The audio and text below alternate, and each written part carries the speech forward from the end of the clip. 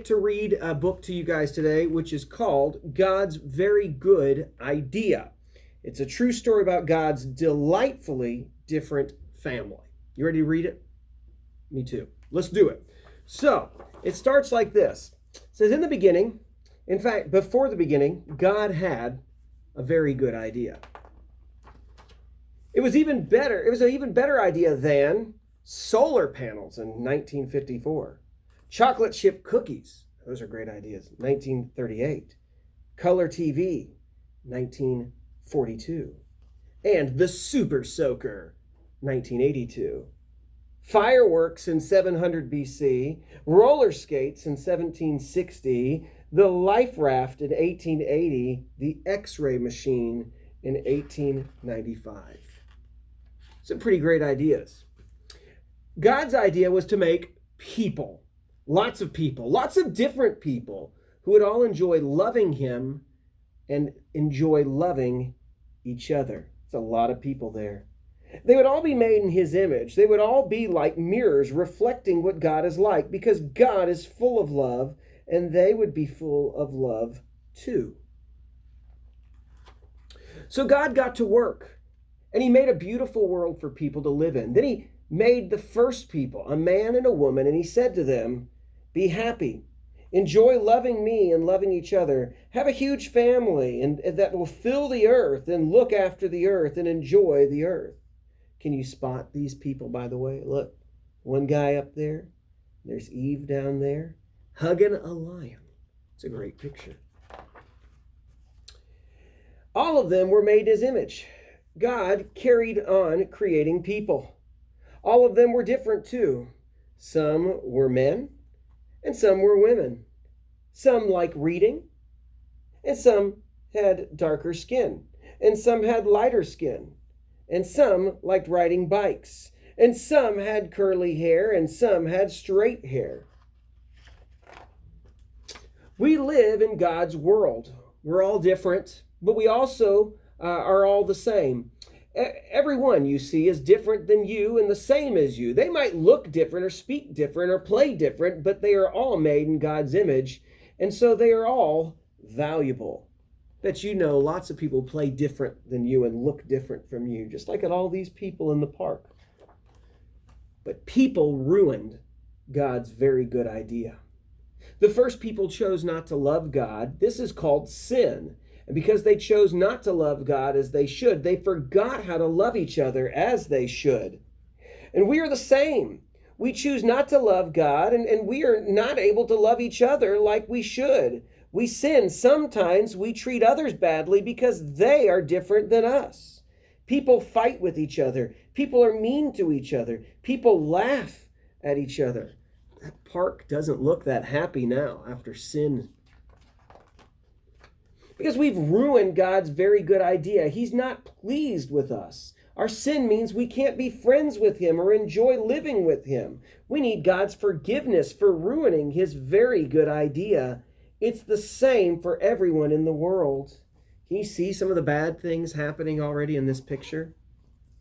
People who like reading need forgiveness. And people who like riding bikes need forgiveness.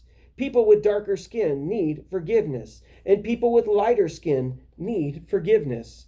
People with curly hair need forgiveness. And people with straight hair need forgiveness. But God was not surprised by people ruining things. He had always had a very good plan to rescue his very good idea. So God got to work, and he came to earth as a person, Jesus. You see some of those pictures so far? Kind of recognize them from some of the stories? Now, Jesus loved people who were different than him. He loved people who no one else loved. He's saying here, your faith has made you well. I can see. He always enjoyed loving all the different people he met. Jesus shows us how to enjoy loving each other. You see all the people that Jesus is being kind to and loving? But people didn't love Jesus. Instead, they hated him. And they put him on a cross to die, but this was part of God's plan. On the cross, Jesus took our sin so that we can be forgiven. So there's the sin right there. And Jesus forgives his people for their sins. And look, be given a new heart in that picture. Jesus didn't stay dead. He rose back to life and then went back to live in heaven. And then he gave people his Spirit to help them enjoy loving him and loving all the different people they know. Jesus helps us to love each other. Maybe this is some good ideas for ways that you can love each other too, and even in your own home or at school. One day, God will finish his very good idea. Jesus will come back and make the world perfect again. And anyone who has asked Jesus to forgive them will live there with their different languages and skin colors. They will enjoy loving God and loving each other. They will enjoy praising God for making and rescuing and finishing his very good idea. But there's a very, very, very good part of God's very good idea. You don't have to wait till then to enjoy it. Jesus welcomes anyone who asks him to forgive them. And when Jesus welcomes someone, he welcomes them into his family forever. He welcomes people who like reading and people who like riding bikes. He welcomes people with darker skin and people with lighter skin. He welcomes people with curly hair and people with straight hair. It's a lot of different people. That's everybody. God's family is called the church. Your church friends are your brothers and sisters, your wonderful and colorful church family. You can enjoy loving them and loving God with them. That's a cool looking party, and that's a church, kind of like our church when we get together. This is God's very good idea. Lots of different people enjoying loving him and loving each other. God made it. People ruined it. He rescued it. He will finish it.